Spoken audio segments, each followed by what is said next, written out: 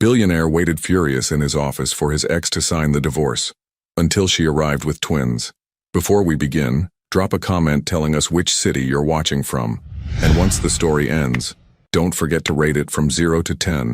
Oh, and make sure to follow our channel for more stories like this. Now, sit back and enjoy every detail. The 42nd floor of the Meridian Tower offered a commanding view of Manhattan's skyline, but Tobias Morrow barely noticed the sprawling city below. His steel-gray eyes were fixed on the mahogany desk where divorce papers lay spread like accusations across the polished surface. At 39, he had built an empire in real estate, transforming empty lots into gleaming towers that pierced the clouds. Yet here he sat, unable to complete the simplest transaction of his life. Tobias ran his fingers through his dark hair, the silver threads at his temples catching the afternoon light. His tailored charcoal suit hung perfectly on his 6'2" frame, every detail meticulously crafted, from his Italian leather shoes to the platinum watch that had been ticking away the minutes for the past hour. He embodied power and control, yet today, waiting for Ilara, he felt anything but in control. The intercom buzzed. "Mr. Morrow, your 3 o'clock appointment has arrived." His jaw tightened. 3 years. 3 years since they had separated, and still, the divorce remained unsigned. His legal team had been pressuring him for months to finalize everything. His mother called it unseemly to leave such matters unresolved. His business partners questioned his judgment, yet something had always held him back, some stubborn part of him that refused to close that particular door. Tobias stood and straightened his tie, a habit from his nervous days before he had learned to command every room he entered. The reflection in the floor-to-ceiling windows showed a man who had everything, except the ability to let go of the one woman who had ever truly mattered. "Send her in," he said, his voice steady despite the storm brewing in his chest. The door opened, and his assistant stepped aside. For a moment, Tobias expected to see the Ilara he remembered, the woman with beautiful green eyes and auburn hair, who used to laugh at his terrible jokes and challenge him in ways that made him a better man. But the woman who entered his office was different, stronger perhaps.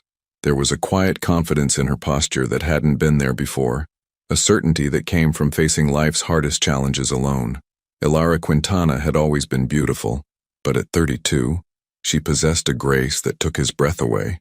Her auburn hair was pulled back in a simple ponytail, revealing the elegant line of her neck. She wore a navy dress that was professional yet somehow soft, paired with comfortable flats instead of the heels she used to favor. Her green eyes, those eyes that had once looked at him with such love, now held a mixture of determination and something else he couldn't quite identify. "Hello, Tobias," she said, her voice carrying the same melodic quality that had drawn him to her at a charity gala 7 years ago. "Ilara," he gestured to the chair across from his desk. "Please sit. I know this has taken longer than either of us wanted." She remained standing, her hands clasped in front of her. "Actually, there's something I need to get from my car first. Something important." His brow furrowed. This wasn't how he had imagined this conversation would go. He had prepared for anger, for accusations about his delays, for the final bitter words that would close their chapter forever. He hadn't prepared for mystery. What could be so important that it couldn't wait until after we sign these papers? Ilara's lips curved into the faintest smile, but it didn't reach her eyes. "Trust me, Tobias. After 3 years of waiting, you can give me 5 more minutes." She turned to leave, pausing at the door. "Oh, and you might want to clear your schedule for the rest of the afternoon. This conversation is going to take longer than you think." The door closed behind her with a soft click, leaving Tobias alone with his confusion and a growing sense that his carefully ordered world was about to be turned completely upside down. He stared at the divorce papers, then at the door she had just walked through.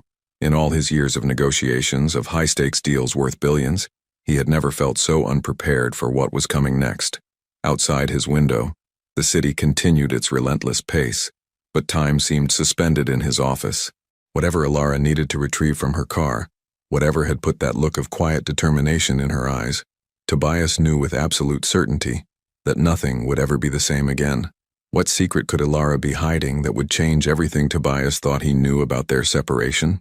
Tobias paced behind his desk, his usual composure cracking with each passing minute. He had built his fortune on reading people, on anticipating their moves before they made them. But Ilara had always been different. Even during their marriage, she had possessed an ability to surprise him that both thrilled and terrified him.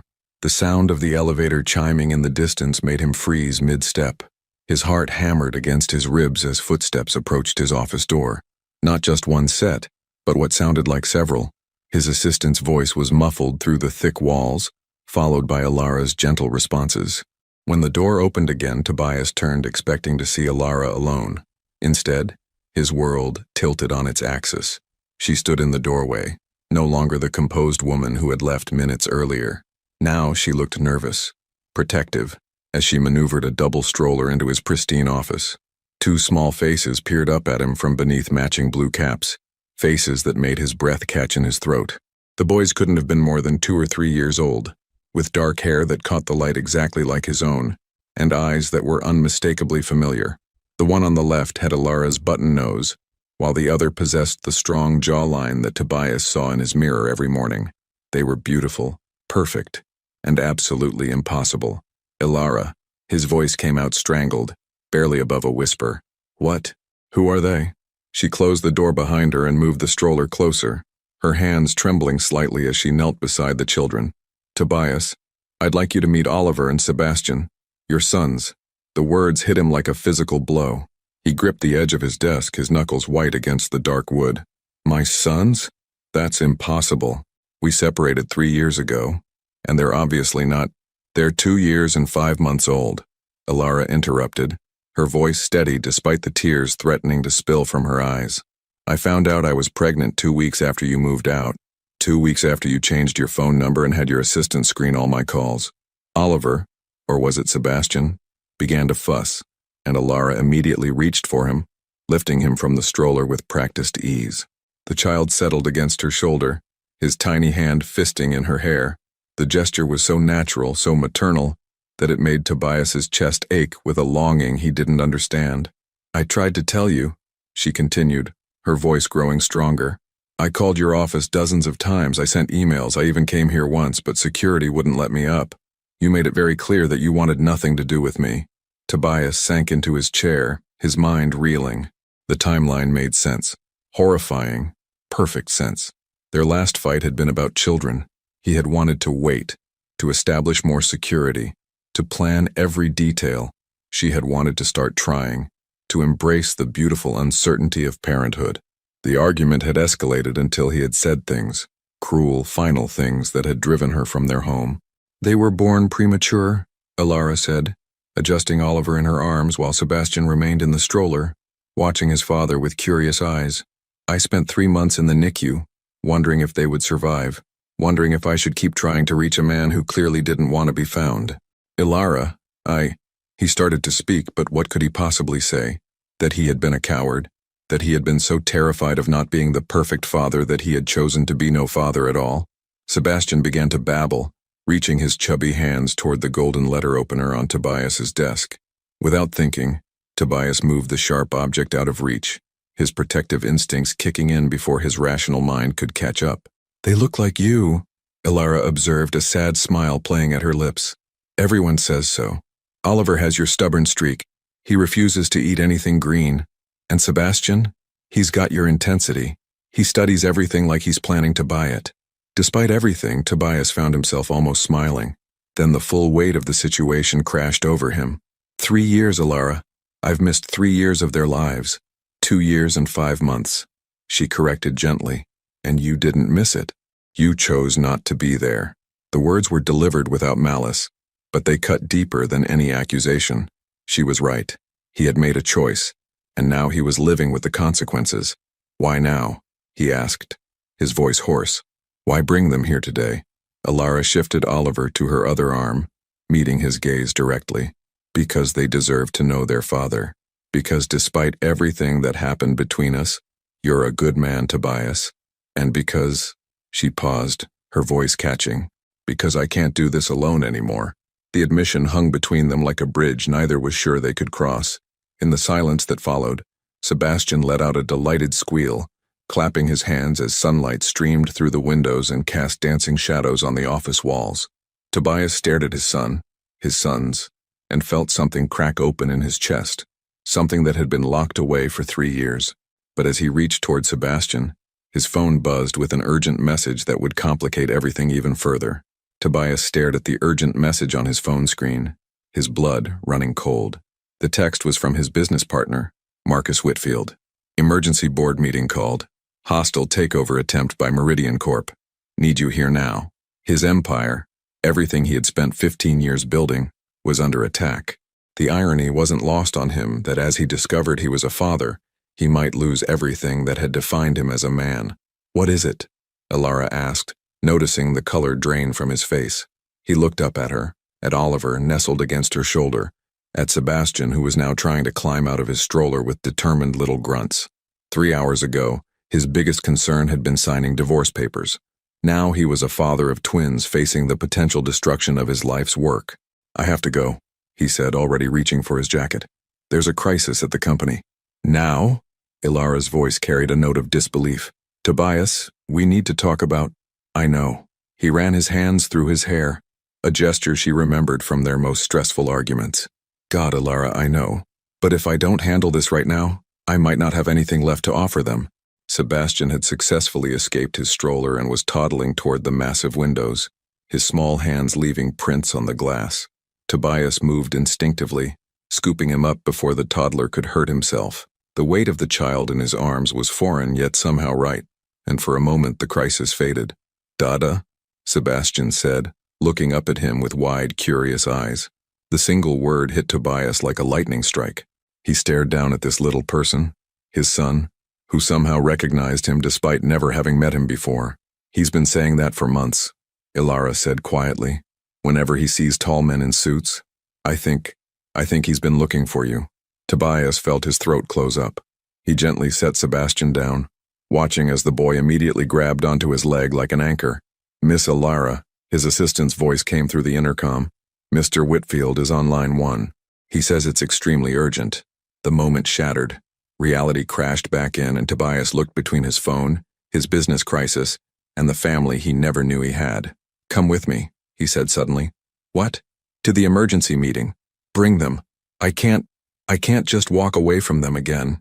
His voice grew stronger, more decisive, and I won't let some corporate raiders destroy what I've built for my son's future. Ilara hesitated. Tobias, a board meeting isn't exactly toddler-friendly, and Oliver gets cranky when he misses his nap. I have a private conference room with the adjoining lounge. Mrs. Patterson can watch them. He was already moving, his mind shifting into the strategic mode that had made him billions. Please, Ilara, I need you there. Something in his voice must have convinced her because she nodded and began gathering the diaper bag she had brought. Okay, but if this goes badly, it won't, he said with the confidence of a man who had never lost a fight that mattered. I've never had anything worth fighting for like this before. 30 minutes later, they were in the elevator descending to the executive conference room. Oliver had fallen asleep in his stroller, but Sebastian was wide awake, fascinated by the numbers changing on the elevator display. Tell me about the takeover, Ilara said, smoothing Oliver's dark hair. Meridian Corp. They've been buying up our smaller competitors and consolidating the market. I always knew they'd come for us eventually. His jaw tightened. What I didn't expect was for them to find investors willing to back a hostile bid. How bad is it? He looked at her, remembering how she had always been his soundboard during their marriage, the one person who could cut through his ego and help him see clearly. If they succeed, I lose controlling interest in my own company. Everything I've built, every project, every vision, it all becomes theirs to reshape or destroy. The elevator dinged, and the doors opened to reveal the executive floor in chaos. Assistants hurried between offices with stacks of documents. Lawyers huddled in intense conversations, and through the glass walls of the main conference room, Tobias could see the emergency board meeting already in session. Mr. Morrow, his head of security, approached. The board members are getting impatient. Mr. Whitfield has been trying to stall, but I'm here now, Tobias said, his voice cutting through the noise. He turned to Ilara. Mrs. Patterson will take you and the boys to the executive lounge. There are toys there from when board members bring their grandchildren. Ilara caught his arm as he started to leave. Tobias, he turned back to her. Fight for what matters, she said simply. He looked down at Sebastian, who was reaching for him, and at Oliver, still sleeping peacefully. Then he looked at Ilara, the woman he had loved and lost, who had carried his children alone while he hid behind walls of pride and fear. I intend to, he said. As he walked toward the conference room where his enemies waited, Tobias Morrow felt something he hadn't experienced in years. He was fighting not just for himself but for the future of the family. He was just beginning to understand he couldn't live without. But the sight that greeted him through the conference room glass made his steps falter. Sitting at his own boardroom table was someone he never expected to see again, someone whose presence changed everything. Through the glass walls of the conference room, Tobias saw a face that made his blood turn to ice. Sitting at his own mahogany table, wearing an immaculate navy suit and a smile that had once charmed investors out of millions, was Victoria Ashford, his former business partner, former lover, and the woman who had tried to destroy him 5 years ago. Victoria looked exactly as he remembered. Platinum blonde hair styled in a perfect chignon, piercing blue eyes that missed nothing, and the kind of polished beauty that graced magazine covers. She had aged gracefully, her 38 years evident only in the subtle lines around her eyes when she smiled, a smile that had once convinced him she loved him before she attempted to steal his company and run off with his biggest client. "Sir?" Marcus Whitfield appeared at his elbow, sweat beading on his forehead despite the air conditioning. "The board is waiting. We need to move fast. They've already made their opening offer." Tobias straightened his tie, his mind racing. Victoria's presence wasn't a coincidence. She was Meridian Corp's secret weapon, the inside knowledge that made their takeover bid so precisely targeted. "Give me 2 minutes with my family," he said, surprising himself with how naturally the word family rolled off his tongue. "Then I'll end this." He walked to the executive lounge where Mrs. Patterson, his assistant of 15 years, was sitting on the floor building blocks with Sebastian, while Oliver napped on the leather couch. Ilara stood by the window, her arms wrapped around herself as she watched the city below. "That's quite a view," she said without turning around. "Ilara." He moved to stand beside her, close enough to catch the familiar scent of her vanilla perfume. "There's something I need to tell you about what's happening in there." She faced him, and he saw the worry in her green eyes. "It's not just business, is it? The woman leading this takeover attempt. Her name is Victoria Ashford. We have history." Ilara's expression didn't change, but he caught the slight tightening around her eyes. "What kind of history?" "We were partners once, in business, and—" He ran a hand through his hair. "She was in my life before you, Ilara, before I knew what love actually meant. She tried to steal your company before, didn't she?" Ilara's voice was quiet but sharp. "I remember you mentioning her once, early in our marriage. You said she taught you never to mix business with personal feelings." Tobias nodded, impressed as always by her intuition. 5 years ago she nearly succeeded, cost me $50 million and almost destroyed my reputation. Now she's back, and she knows exactly where to hit me where it hurts." Sebastian toddled over, pulling on Tobias's pant leg. Without thinking, Tobias lifted him up, and the boy immediately began playing with his father's tie. "Why are you telling me this?" Ilara asked. "Because if I lose this fight, if she takes my company, I won't have anything to offer you. To offer them." He looked down at Sebastian, who was trying to unknot his tie with serious concentration. "And because I want you to know that whatever happens in there, whatever she says or does, you're the only woman I've ever loved enough to marry." Ilara's breath caught, but before she could respond, Marcus burst into the lounge. "Tobias, we're out of time. They're calling for a vote." Tobias kissed the top of Sebastian's head and handed him back to Mrs. Patterson. "I'll be back," he promised, looking directly at Ilara. The conference room fell silent when he entered. 12 board members sat around the polished table, their faces grave. At the head of the table, Victoria rose gracefully, extending her hand as if they were old friends. "Hello, darling," she purred, her voice carrying the slight British accent she'd cultivated during her years in London. "You look well. Success suits you." He ignored her outstretched hand and took his seat at the opposite end of the table. "Victoria, I'd say it's good to see you, but we both know I don't lie well." Her laugh was light, musical, still so direct. "It's one of the things I always admired about you." "Cut the act," he said coldly. "What do you want?" "What I've always wanted, Tobias. What should have been mine from the beginning." Her blue eyes hardened. 51% of Morrow Enterprises. The offer was bold, precisely calculated to give her controlling interest while leaving him with just enough to feel the sting of defeat. Around the table, he could see some board members wavering. Victoria had always been persuasive. "The offer is generous," said board member Catherine Mills. "Meridian Corp is promising to retain all current employees and honor existing contracts." "Of course they are," Tobias replied. Until the ink is dry. Then what, Victoria? You gut the company, sell off the profitable divisions and leave the rest to rot? I prefer the term restructuring, Victoria said smoothly. We live in different times now, Tobias. Your romantic approach to business isn't sustainable in today's market. My romantic approach has built this company from a single office to a billion-dollar enterprise.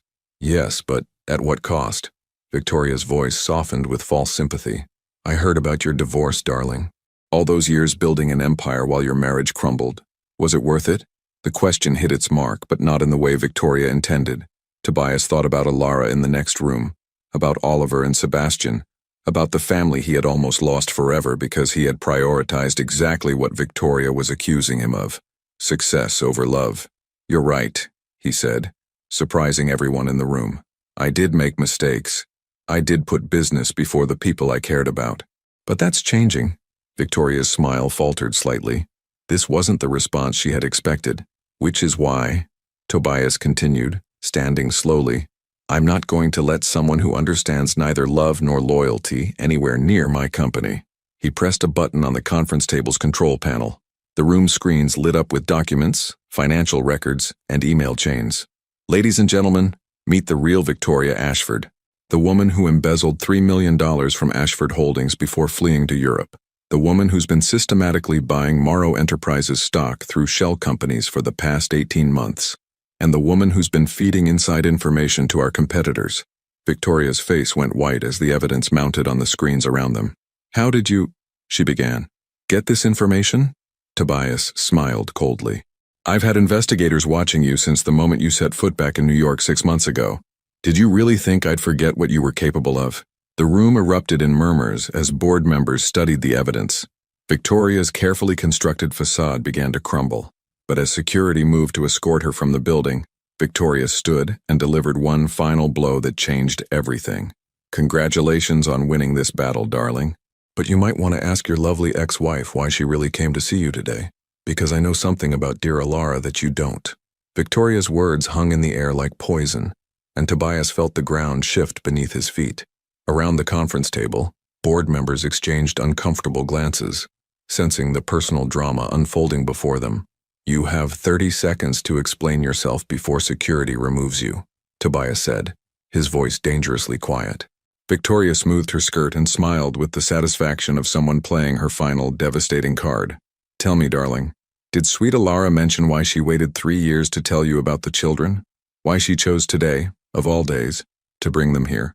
Because she tried to reach me and I wouldn't take her calls, Tobias replied, but uncertainty crept into his voice.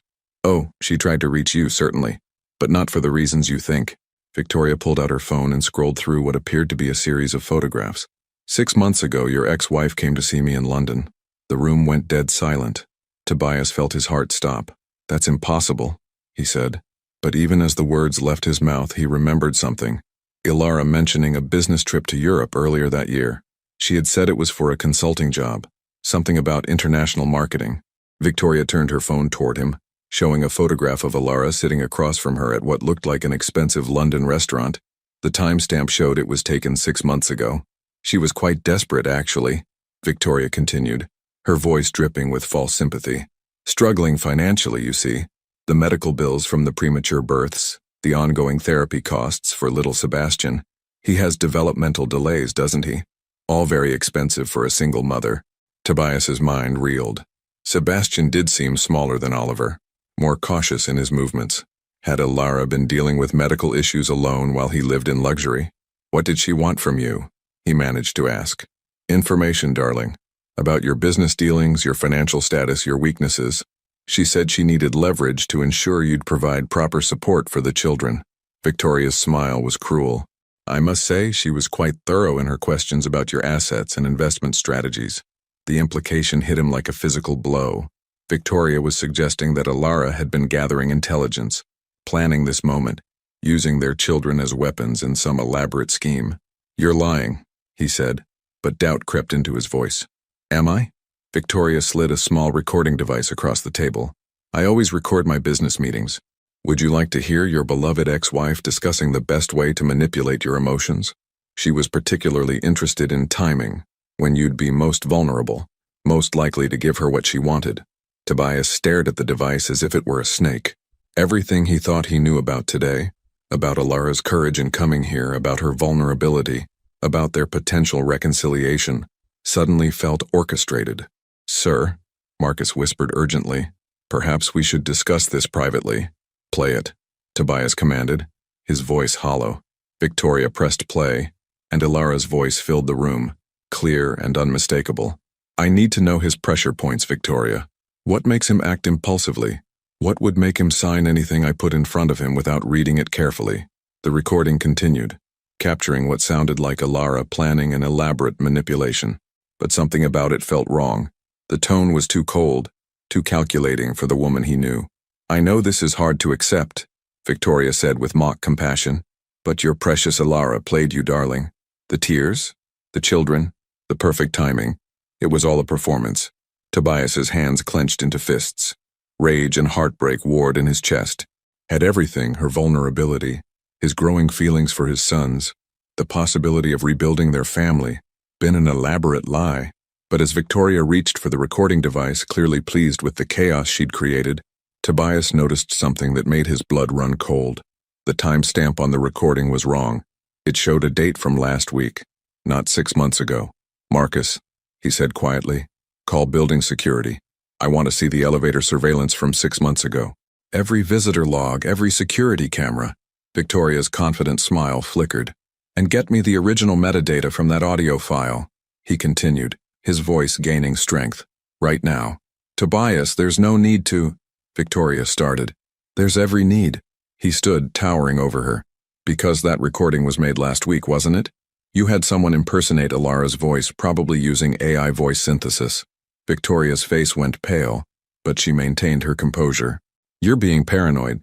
The photograph is real," he continued, his mind working rapidly. "Alara was in London 6 months ago, but not to see you. She was there getting medical treatment for Sebastian, wasn't she?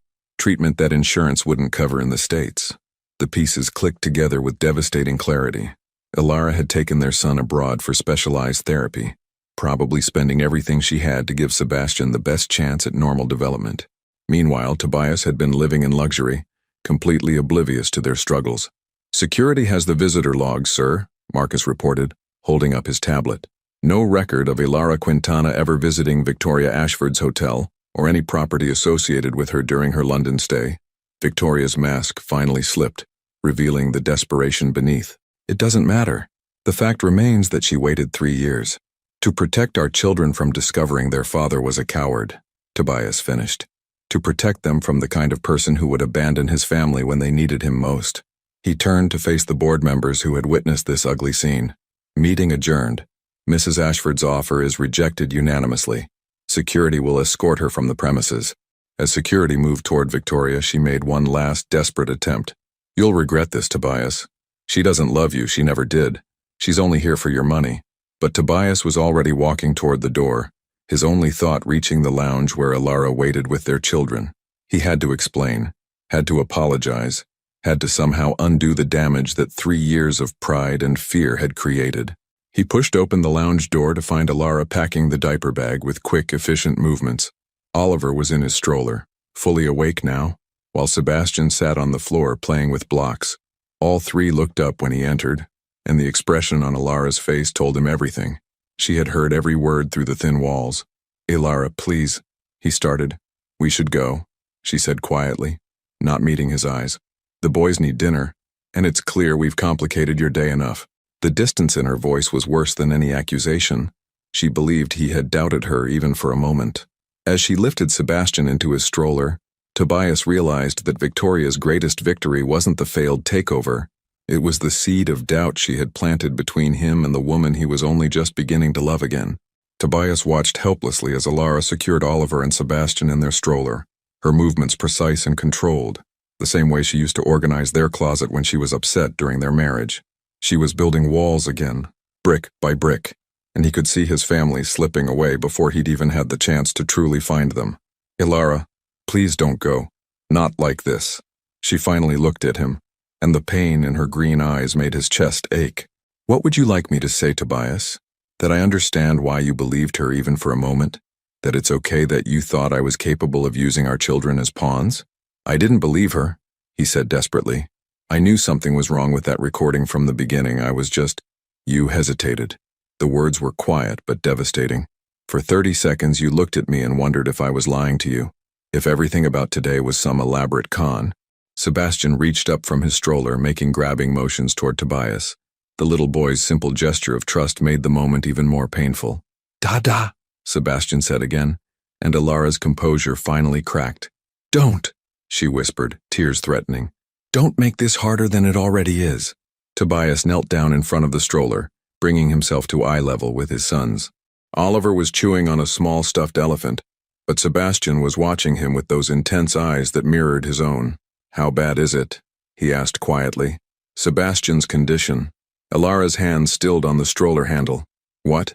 Victoria mentioned developmental delays. Medical bills. "Is that why you were in London?" She was quiet for so long that he thought she wouldn't answer. When she finally spoke, her voice was barely above a whisper. "He was born at 28 weeks. Both of them were, but Sebastian had more complications. Respiratory distress, feeding issues, muscle tone problems." She touched Sebastian's cheek gently. "The doctors here said he might always be behind, that we should just accept it. But there was a specialist in London, Dr. Hartwell. He developed a new therapy protocol that was showing remarkable results." Tobias felt his throat close. "How much did it cost?" "It doesn't matter." "Ilara, how much?" She met his eyes defiantly. $200,000, plus living expenses for 3 months while he received treatment. The number hit him like a physical blow. While he had been buying handmade Italian suits and vintage wines, she had been selling everything she owned to save their son. "My grandmother's jewelry," she continued, her voice stronger now, as if confessing the truth was liberating. "The car. I sold the engagement ring you gave me, emptied my savings account, took a second mortgage on my house. I would have sold my soul if it meant giving Sebastian a chance at a normal life." Tobias closed his eyes, overwhelmed by the magnitude of what she had endured alone. Did it work? The treatment? A small smile crossed her face as she looked down at Sebastian, who was now trying to unbuckle himself from the stroller. 6 months ago, doctors said he might never walk properly. Look at him now. Sebastian had indeed managed to free himself and was standing beside the stroller, gripping the edge for balance but supporting most of his own weight. It was a miracle that Tobias had almost missed entirely. "I could have helped," he said, his voice thick with regret, "if you had been able to reach me. But I couldn't reach you," she interrupted. "Your assistant had very clear instructions. No calls from Ilara Quintana, no messages, no exceptions. The accusation hung between them." She was right. He had made it impossible for her to contact him, so determined had he been to move on with his life. "Why didn't you take me to court? For child support, for acknowledgement of paternity? You had every right." "Because I didn't want your money out of obligation." Her voice grew fierce. "I wanted them to know their father because he chose to be in their lives, not because a judge forced him to write checks." The strength in her voice, the fierce protectiveness, made him remember why he had fallen in love with her in the first place. Ilara had always been a fighter, but she fought for others, never for herself. "I'm choosing now," he said urgently. "I'm choosing to be their father. I'm choosing to be in their lives. I'm choosing you." She shook her head, tears finally spilling over. "It's not that simple, Tobias. You can't just decide to be a family because it's convenient now. They need stability, not a father who's going to disappear the moment things get difficult." "I won't disappear. How can I believe that?" The question was raw, desperate. "You disappeared from our marriage when things got hard. You disappeared when I needed you most. What makes this time different?" Before he could answer, Sebastian toddled toward him, stumbling slightly but determined. Without thinking, Tobias reached out to steady him, and the little boy grabbed his hand with surprising strength. "Different," Sebastian said clearly, looking up at his father. It was the first word other than "Dada" that Tobias had heard him say, and the timing was so perfect, so impossibly meaningful, that all 3 adults froze.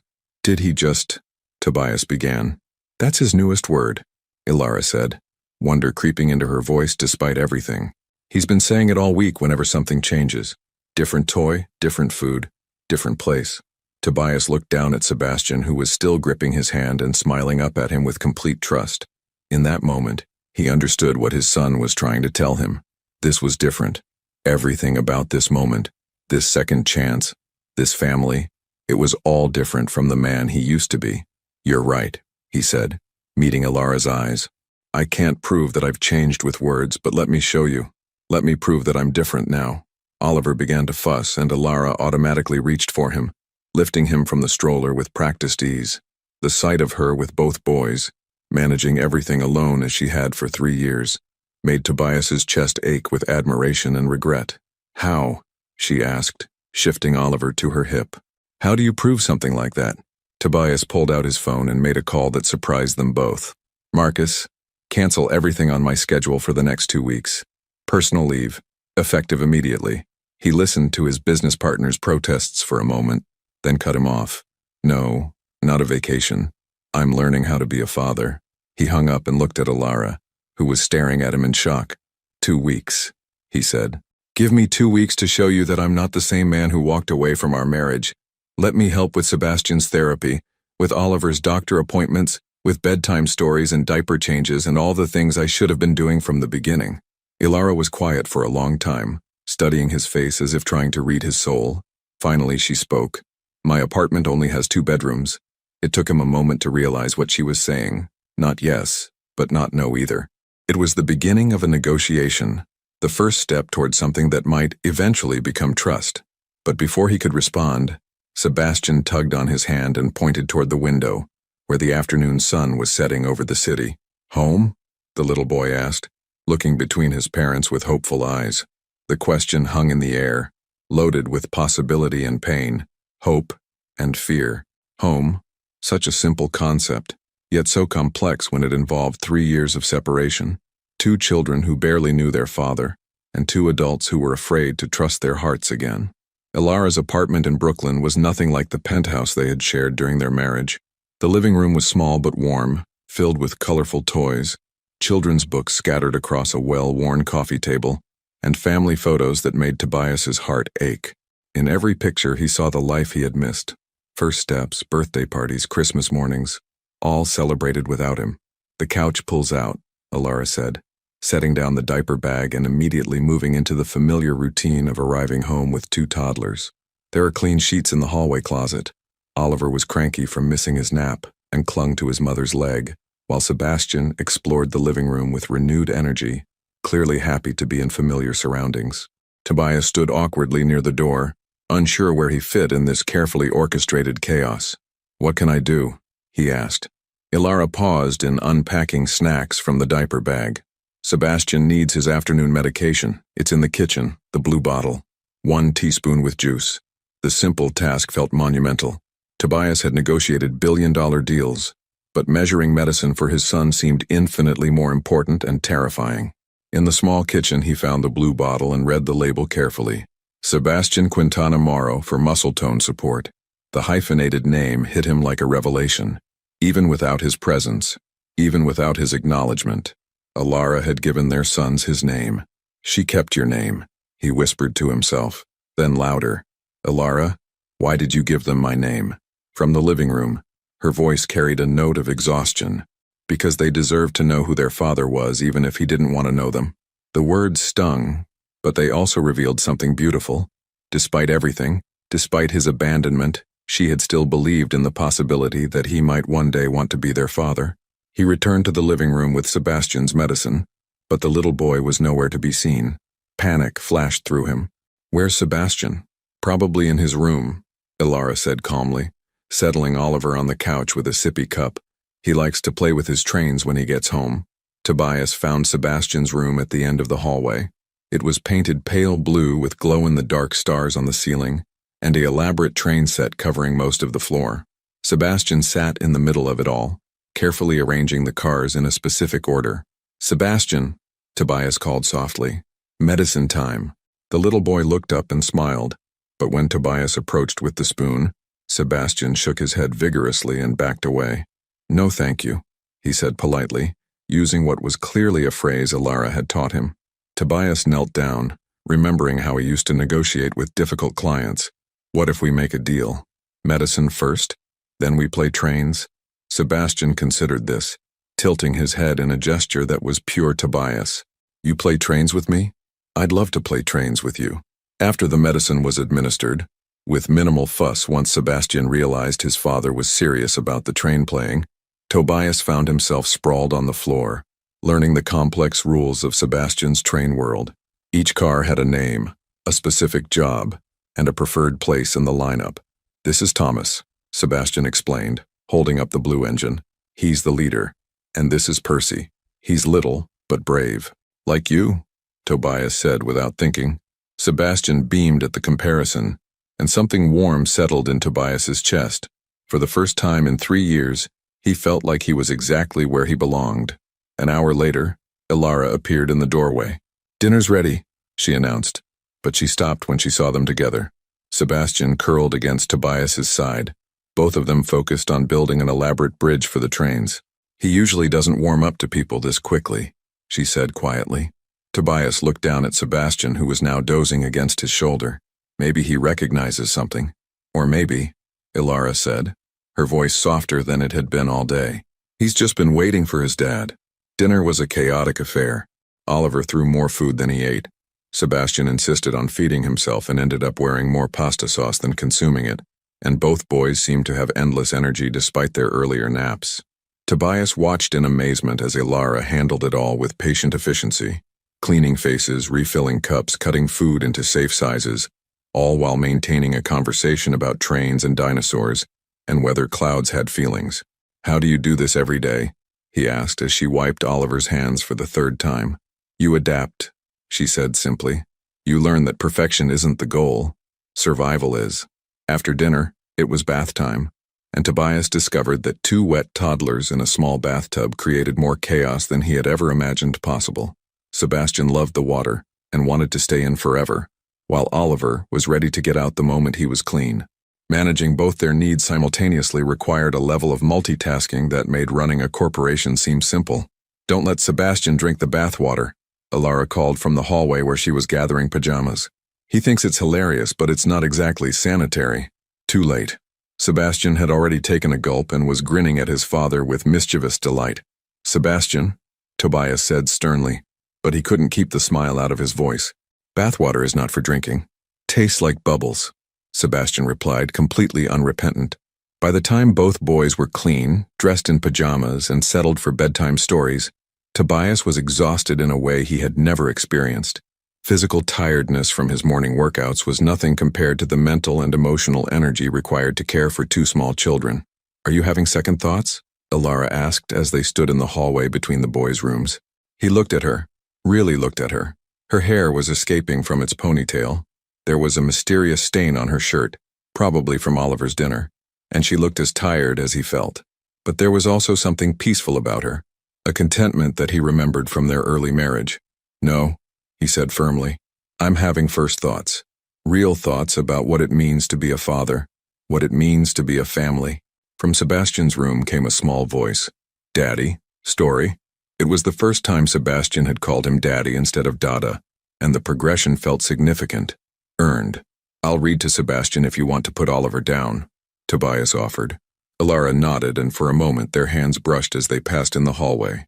The simple contact sent warmth through him, a reminder of all the casual intimacies they had shared during their marriage. Small touches, brief kisses, the comfort of simply being near each other. Sebastian's chosen book was about a little train that could, and as Tobias read about the engine's determination to climb the mountain, he couldn't help but see parallels to their situation. The little train that said, I think I can, until he finally reached the top of the mountain and declared triumphantly, I thought I could. Can we climb mountains, Daddy?" Sebastian asked sleepily. "We can climb anything together," Tobias promised, tucking the blanket around his son's small frame. When he emerged from Sebastian's room, he found Ilara in the living room folding laundry with the mechanical precision of someone who had done this task thousands of times. "Oliver went down easy?" He was exhausted. They both were. She glanced up at him. "How was story time?" "Perfect," he said, and meant it. They worked in comfortable silence for a few minutes, Tobias helping match tiny socks and fold miniature shirts. The domestic scene felt both foreign and familiar, like remembering a language he had once known fluently. "Ilara," he said finally, "I need to ask you something, and I need you to be honest with me." She tensed slightly. "Okay. When you were struggling, with the medical bills, with everything, Did you ever hate me? She was quiet for so long that he thought she wasn't going to answer. When she finally spoke, her voice was thoughtful rather than angry. I tried to. It would have been easier to hate you than to keep loving someone who wasn't there. She folded one of Sebastian's shirts with careful precision. But I couldn't hate the father of my children. I couldn't hate the man who gave me the two best things in my life. The simple honesty of her answer humbled him. She had every right to hate him, every reason to want revenge for his abandonment. Instead, she had protected his relationship with their children, even when he didn't deserve it. I don't know how to make up for 3 years, he said quietly. You don't, she replied.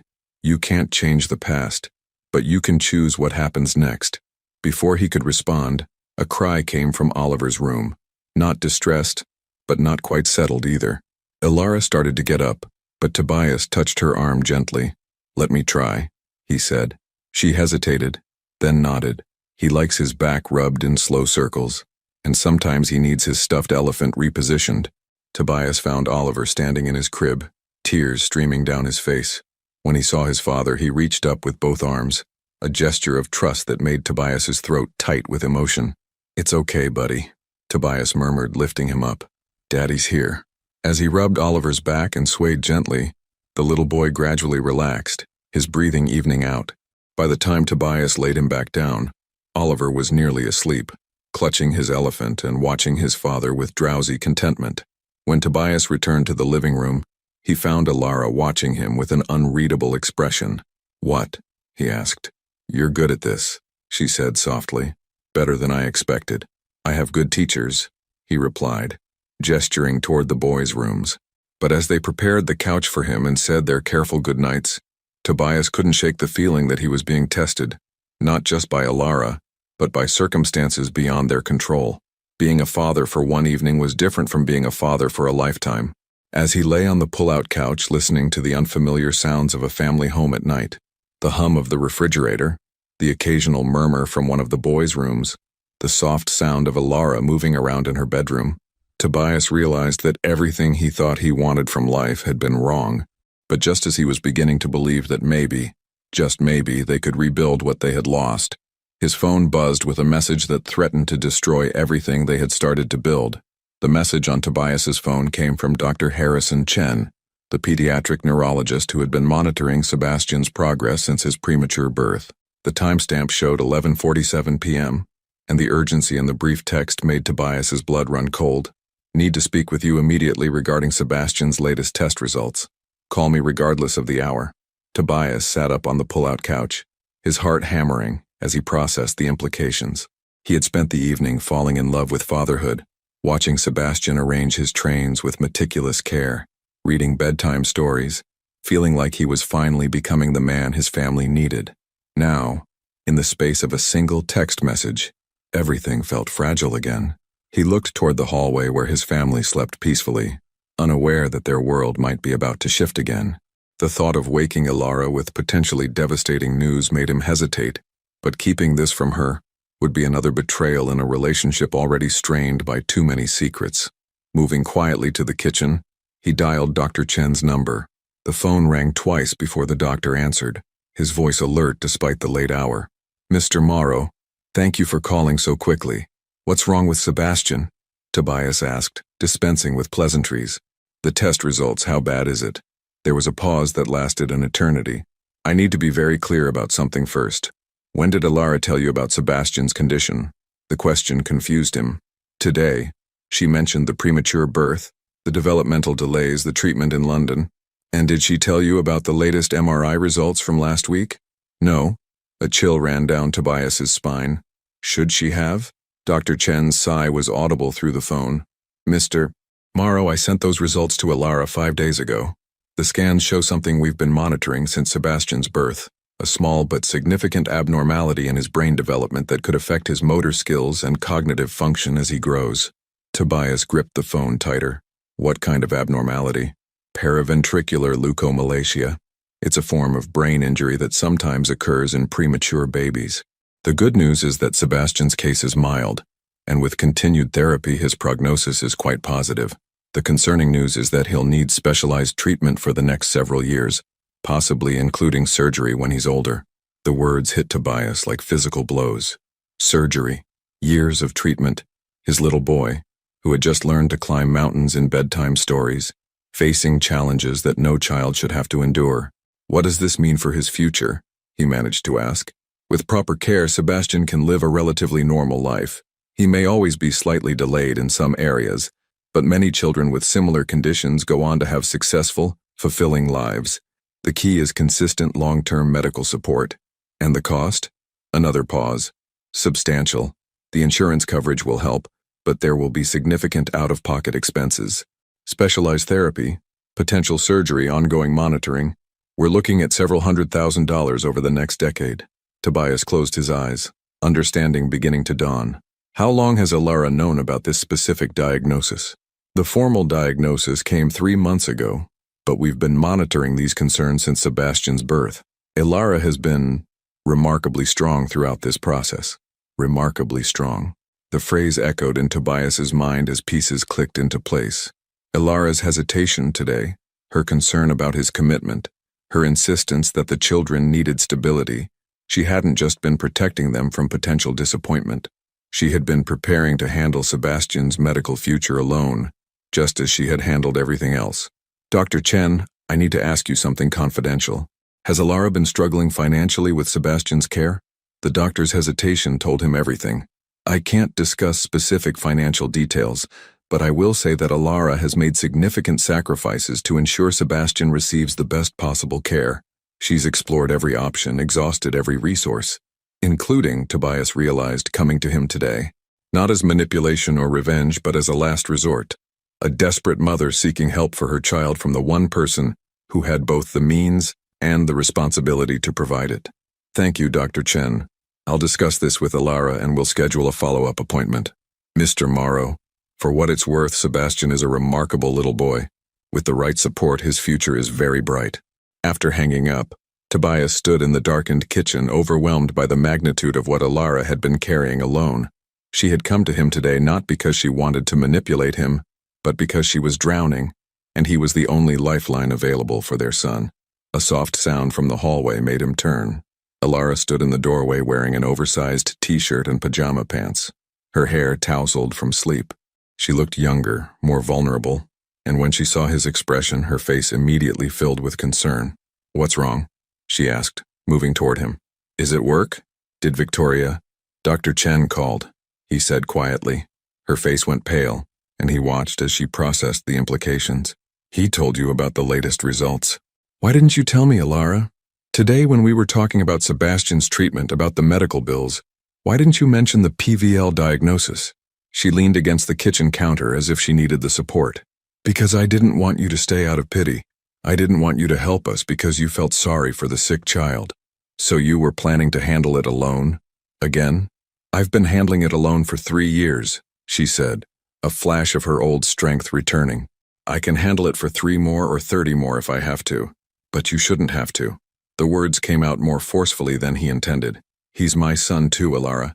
His medical needs, his future, the cost of his care, that's my responsibility. Is it? The question was soft but devastating. Because 3 years ago, when I was facing the possibility that both babies might not survive, when I was living in the NICU and making decisions about life support and experimental treatments, I was doing it alone. Where was your sense of responsibility then? The accusation hit its mark because it was absolutely true.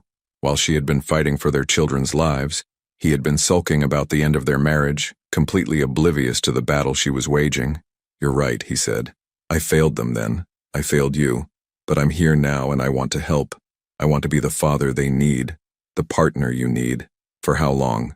The question came out broken, desperate. Until the medical bills get overwhelming? Until Sebastian needs surgery and therapy consumes our entire lives? Until being a father becomes inconvenient for your business schedule? Before he could answer, a small voice called from the hallway. Mommy? Daddy? They both turned to see Sebastian standing in the doorway, his hair sticking up in impossible directions, clutching his stuffed train to his chest. He looked between his parents with sleepy confusion. What's wrong? He asked, his young voice carrying a wisdom that broke Tobias's heart. Alara immediately moved to him, kneeling down to his level. Nothing's wrong, baby. Mommy and Daddy were just talking. You look sad. Sebastian observed, reaching up to touch his mother's cheek. Tobias watched this exchange and felt something crack open inside his chest. This little boy, his son, was facing challenges that would test him for years to come, yet he was more concerned about his mother's tears than his own problems. "Can I tell you something, Sebastian?" Tobias said, kneeling down beside Alara. Sebastian nodded solemnly. "Sometimes grown-ups have big feelings, just like you do, and sometimes we need to talk about important things that affect our family. But you know what never changes? What? How much Mommy and Daddy love you. No matter what happens, no matter what challenges we face, that love never goes away." Sebastian considered this with the seriousness of a much older child. "Even if I'm different?" The question revealed so much that despite his young age, Sebastian understood he wasn't like other children, that he faced challenges others didn't. It also revealed how carefully Alara had been protecting him, helping him feel loved and valued despite his differences. "Especially because you're different," Tobias said, his voice thick with emotion. "Different can be wonderful, Sebastian. Different can be brave and strong and special." Sebastian smiled and leaned against his father, apparently satisfied with this answer. "Can you carry me back to bed, Daddy?" As Tobias lifted his son and carried him back to his room, he caught Alara's eye over Sebastian's head. The look that passed between them was complex. Gratitude, hope, and lingering fear all mixed together. After Sebastian was settled back in bed, they returned to the kitchen. The conversation that had been interrupted still hung between them, but something fundamental had shifted. "I'm not going anywhere, Alara," Tobias said firmly. "Whatever Sebastian needs, whatever this family needs, I'm here for it. Not out of pity, not out of obligation, but because you're my family and I love you, all of you." Alara studied his face in the dim kitchen light, searching for something. Sincerity, perhaps, or the strength to trust again. "The medical bills alone will be staggering," she said quietly, "and that's if everything goes well. If Sebastian needs surgery, if there are complications, then we'll handle it. Together. What if your board objects to the expenses? What if it affects your business? Then they'll object."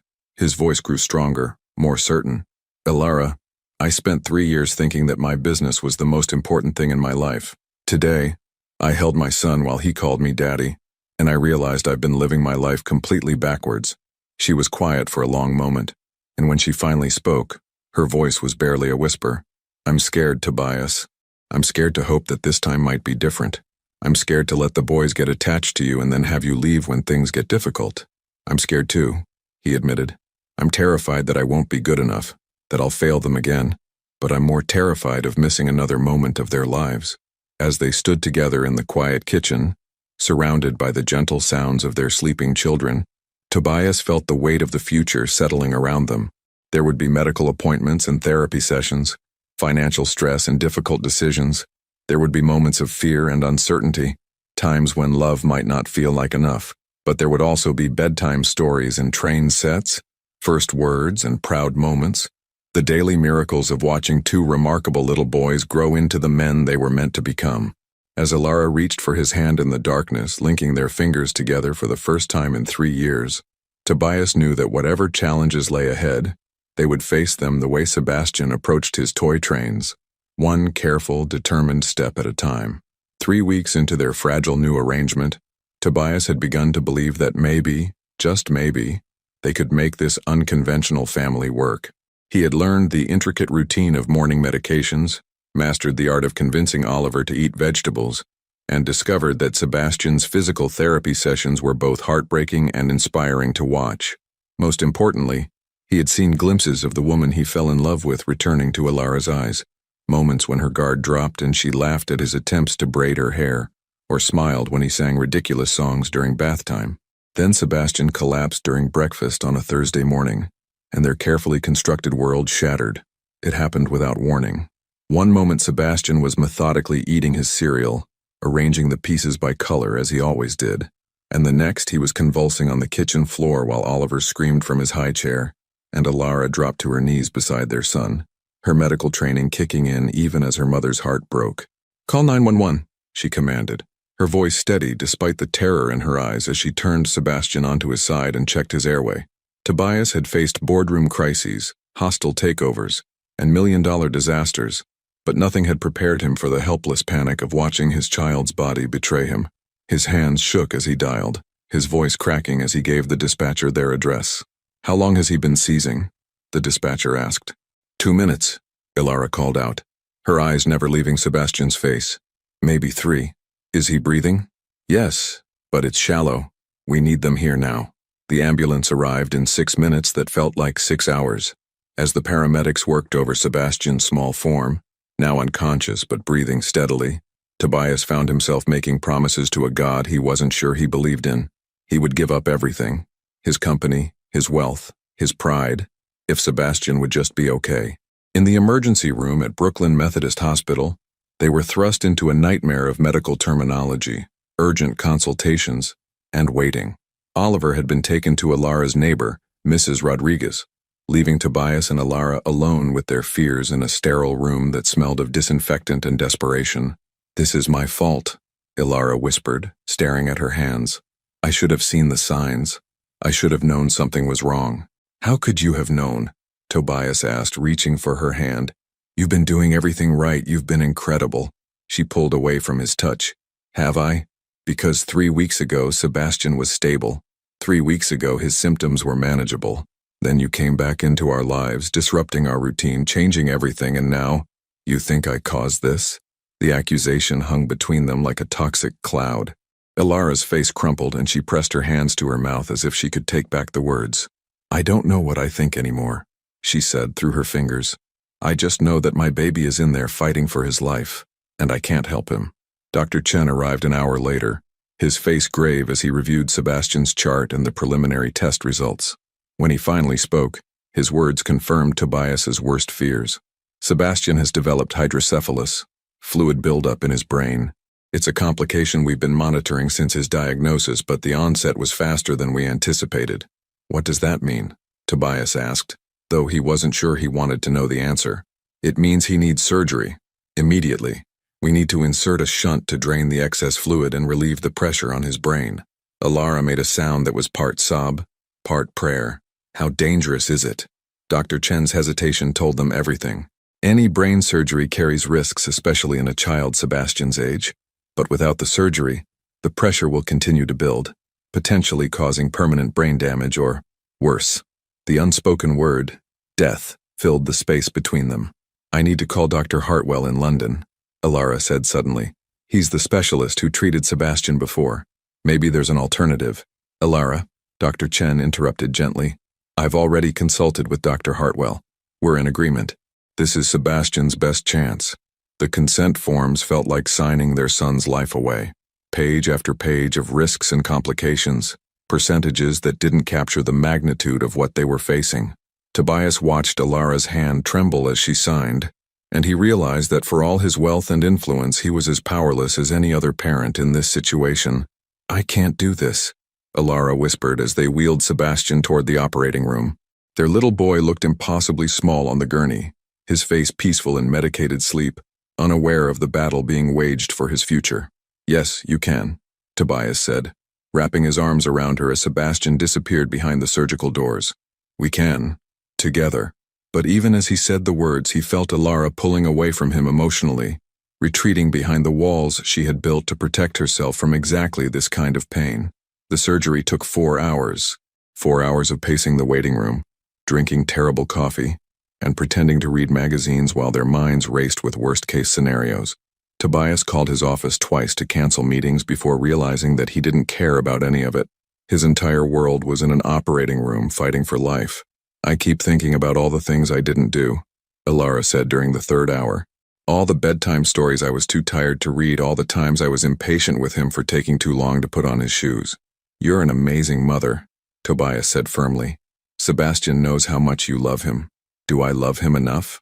The question came out broken, desperate, because sometimes when I'm dealing with all the therapy appointments and medications and sleepless nights, sometimes I wonder what our lives would have been like if he'd been born healthy. And then I hate myself for even thinking that. Tobias felt his throat close up.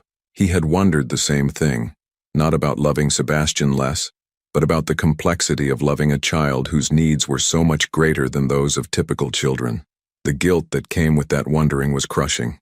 "That doesn't make you a bad mother," he said. "That makes you human." When Dr. Chen finally emerged from the surgical suite, Still in his scrubs, his expression was carefully neutral. Tobias and Ilara stood simultaneously, bracing themselves for news that would either save or destroy them. "The surgery went well," he said, and Ilara's knees buckled with relief. Tobias caught her, holding her steady as Dr. Chen continued. "We've successfully placed the shunt, and the initial pressure readings are very encouraging. Sebastian's brain function appears to be unaffected. Can we see him?" Ilara asked, tears streaming down her face. "He's in recovery now. He'll be sedated for several more hours, but yes, you can see him shortly." As they followed a nurse down the hallway toward the pediatric ICU, Tobias felt a strange mixture of relief and foreboding. Sebastian had survived the immediate crisis, but the future remained uncertain. More surgeries might be necessary. The shunt could malfunction. Their son would face challenges for the rest of his life.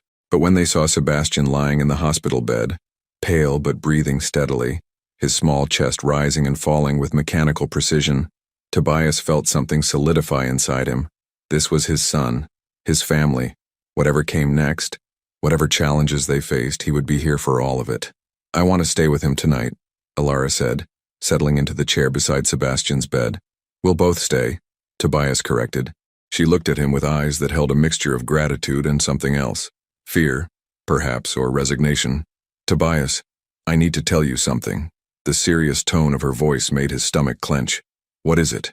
"Before Sebastian's surgery, I called a lawyer. I started the process to have you legally recognized as the boy's father, to establish formal custody arrangements and child support." The words hit him like a physical blow. Why? Because if something had happened to Sebastian today, if he hadn't survived the surgery, I wanted to make sure Oliver would have his father. I wanted to make sure there were legal protections in place, that you couldn't just walk away again when things got difficult. Tobias stared at her, processing the implications.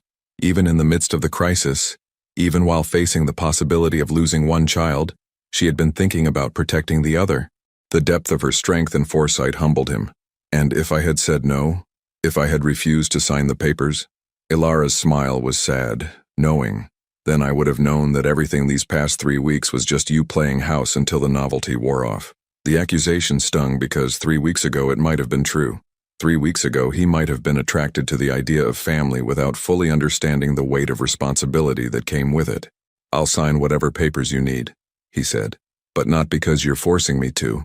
Because Sebastian is my son and Oliver is my son and you are." He paused, searching for words that could capture the complexity of what she meant to him. "You are the strongest, most remarkable woman I've ever known, and I'm grateful that you're willing to let me be part of this family."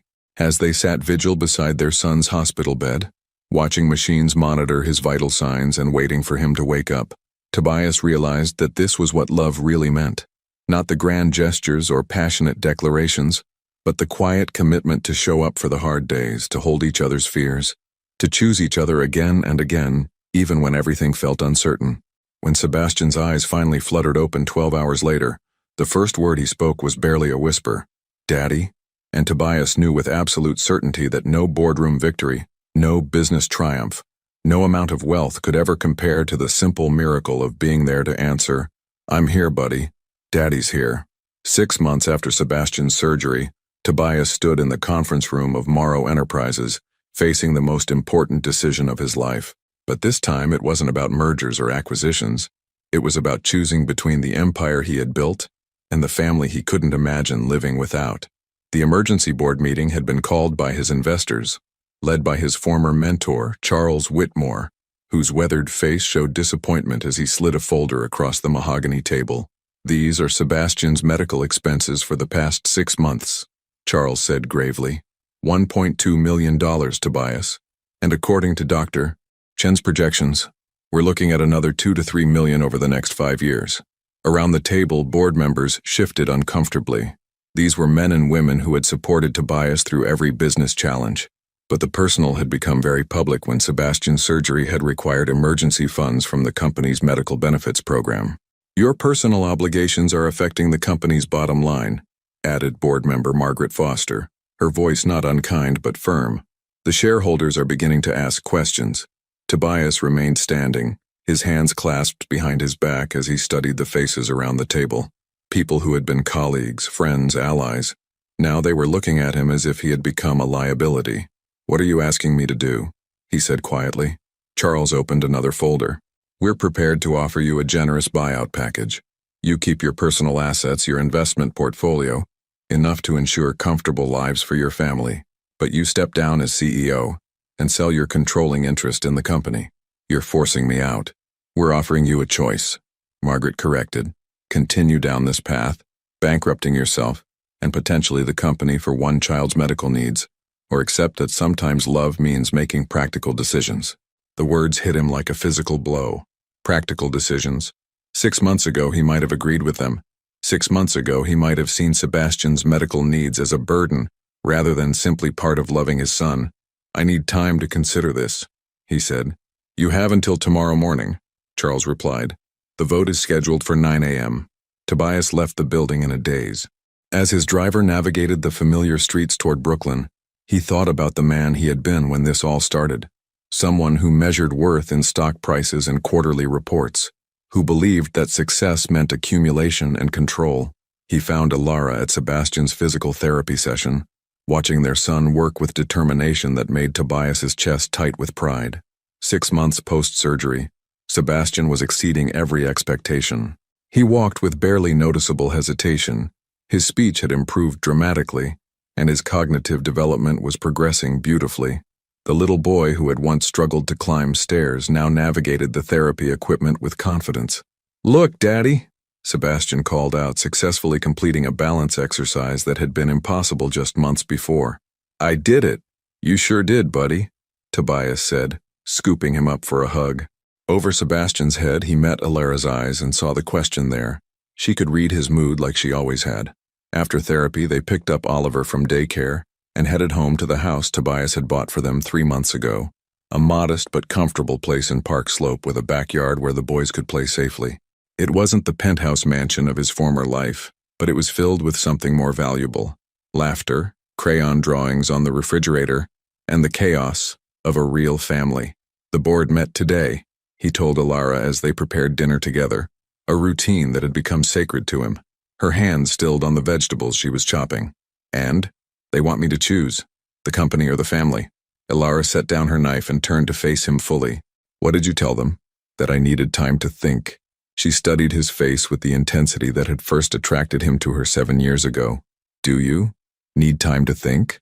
The question hung between them, loaded with the weight of everything they had been through. In the living room, they could hear Sebastian reading a story to Oliver, his voice patient and gentle as he helped his younger brother with the difficult words. 3 years ago, I thought losing you was the worst thing that could happen to me, Tobias said.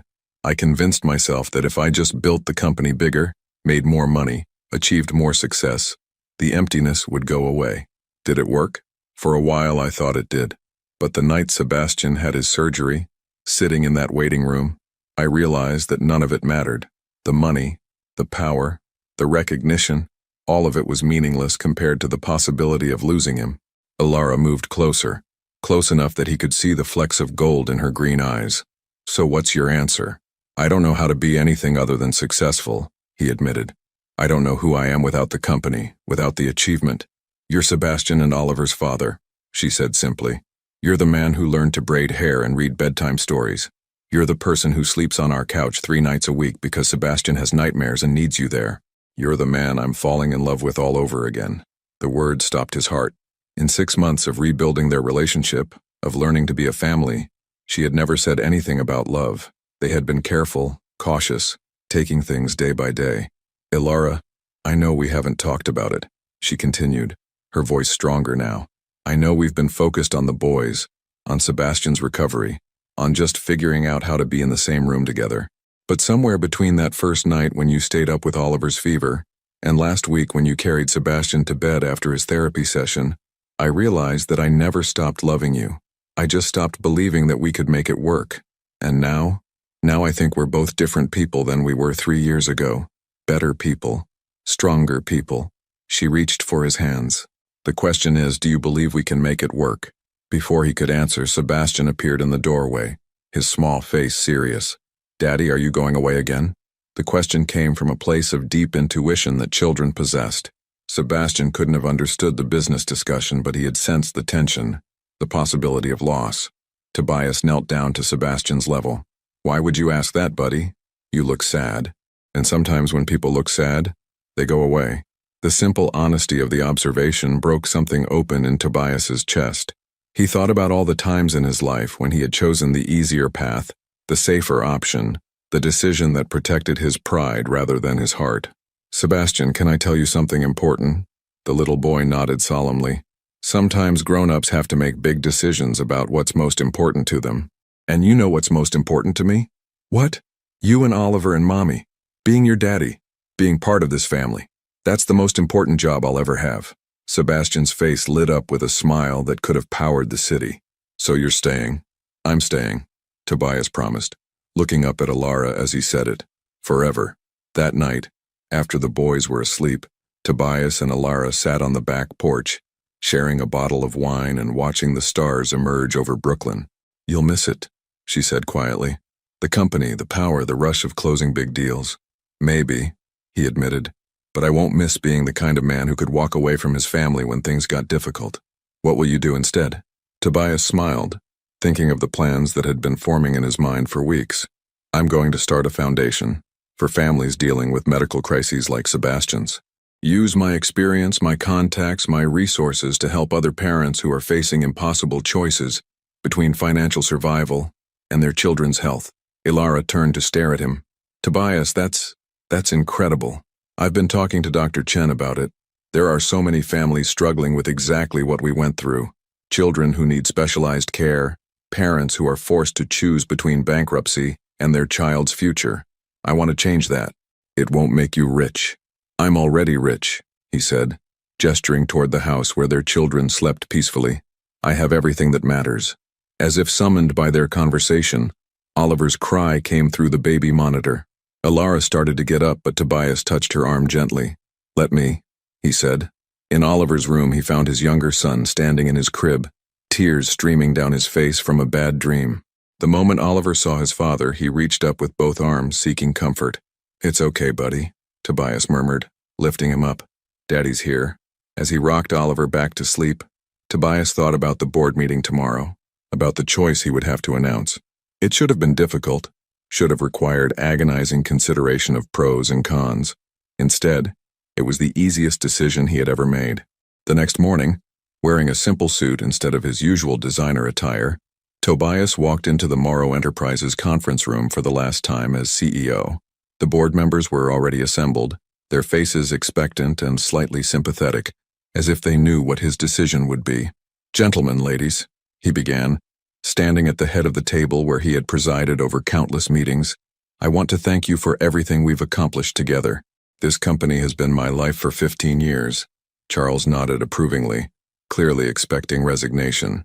"Which is why," Tobias continued, "it's time for me to have an actual life." He placed his resignation letter on the table, along with the paperwork transferring his shares to the employee stock ownership plan he had secretly been developing. "I'm not selling to outside investors," he announced. "I'm giving my controlling interest to the people who actually built this company, the employees. Every person who works here, from the janitors to the senior executives, will now own a piece of what they help create every day." The room erupted in shocked murmurs. Charles looked apoplectic. "Tobias, you can't be serious. You're giving away billions." "I'm investing in something more valuable than money," Tobias interrupted. "I'm investing in the belief that success isn't measured by what you accumulate, but by what you give back." As he walked out of the building, ignoring the protests and demands for reconsideration, Tobias felt lighter than he had in years. His phone buzzed with a text from Alara. "Sebastian wants to know if you'll be home for lunch. He's making you a picture." He typed back quickly, "I'll be home in 20 minutes, and I'm never leaving again." Standing on the sidewalk outside the building that had defined his identity for so long, Tobias looked up at the sky and felt something he hadn't experienced since he was a child. Absolute certainty that he was exactly where he belonged. Tomorrow, he would start building something new. Not an empire, but a legacy. Not for personal gain, but for the belief that every child deserved the chance Sebastian had received, that every family deserved the support they had needed. But today he was going home to have lunch with his sons and the woman he loved, and that was the only success that mattered. 2 years later, the morning sun streamed through the kitchen windows of the Morrow family home in Park Slope, illuminating the cheerful chaos that had become Tobias's favorite part of every day.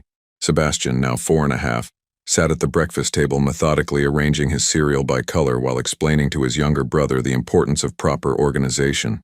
"See, Oliver, the red ones go here because they're like fire trucks, and fire trucks are brave," Sebastian said with the serious tone of a much older child. Oliver, who had just turned 4 and possessed the boundless energy of a tiny tornado, was more interested in seeing how many pieces of cereal he could fit in his mouth at once. His cheeks bulged comically as he grinned at his father, who was attempting to braid their sister's hair at the kitchen counter.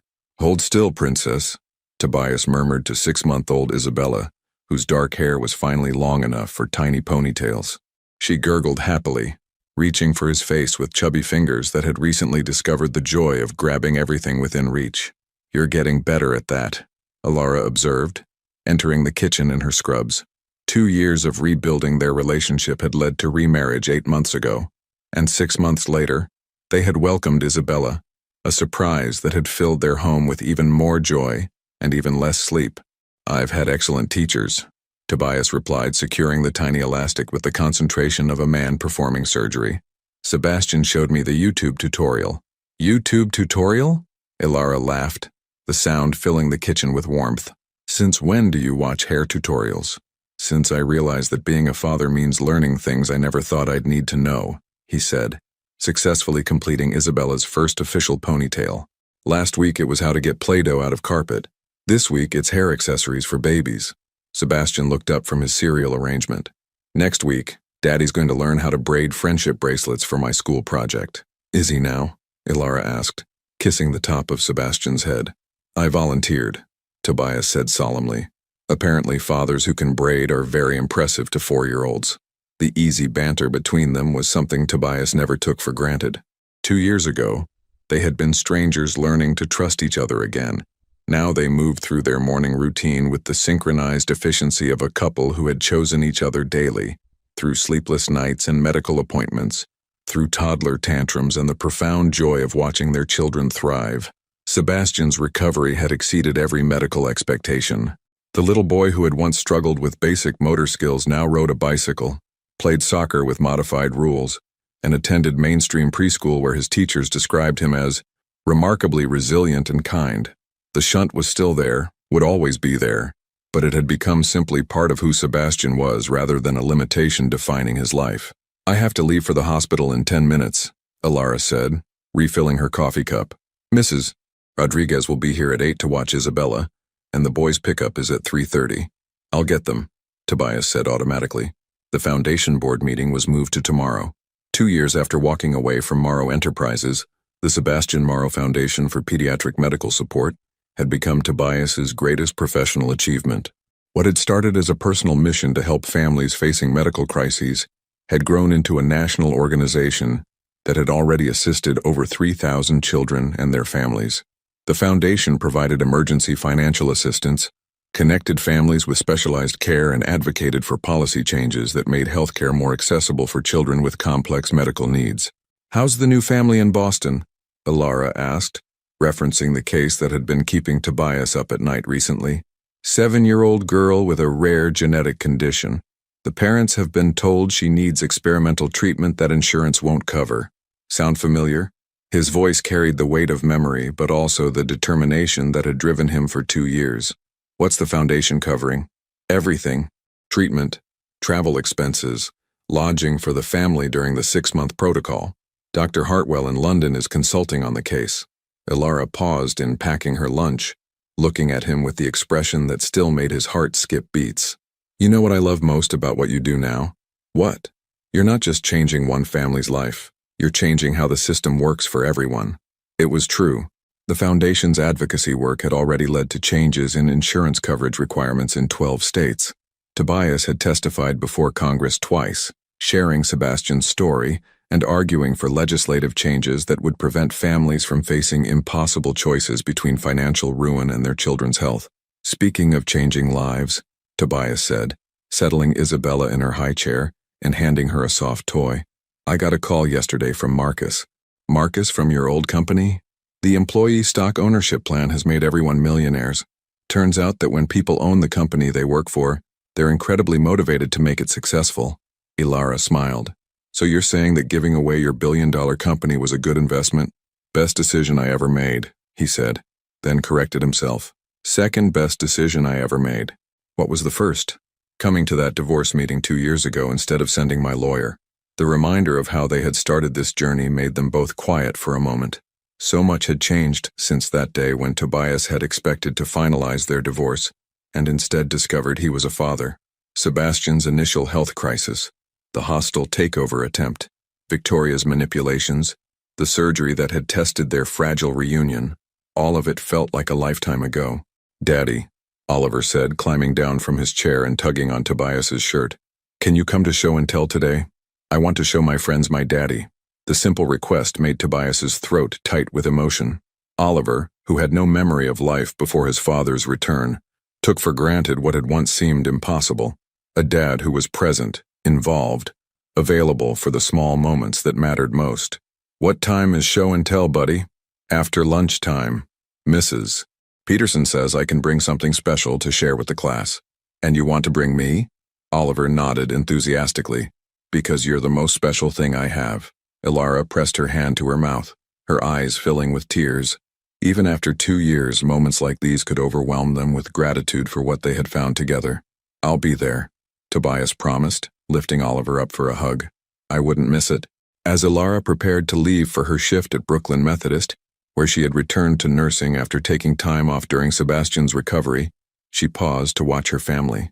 Tobias was now feeding Isabella while simultaneously helping Sebastian sound out words from his favorite book and listening to Oliver's elaborate plans for show and tell. The scene was chaotic and beautiful, exactly the kind of life she had dreamed of during those long, lonely years as a single mother. I love you, she said, kissing Tobias goodbye with the same intensity she had felt as a newlywed, but with the deeper appreciation that came from nearly losing it all. I love you too, he replied. All of you. Always.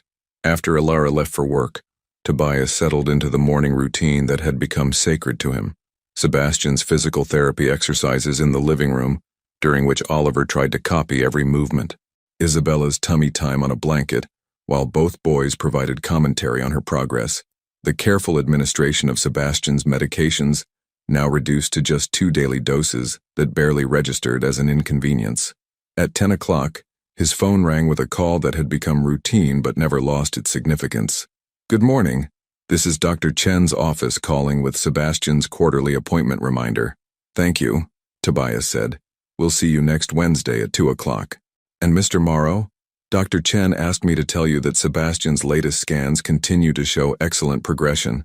The shunt is functioning perfectly, and his developmental markers are all within normal ranges. Each positive report felt like a small miracle. 2 years ago, they had been told to prepare for a lifetime of challenges. Today, Sebastian was thriving in ways that defied every dire prediction. That afternoon at Oliver's preschool show and tell, Tobias sat in a tiny chair surrounded by curious 4-year-olds as his son proudly introduced him to the class.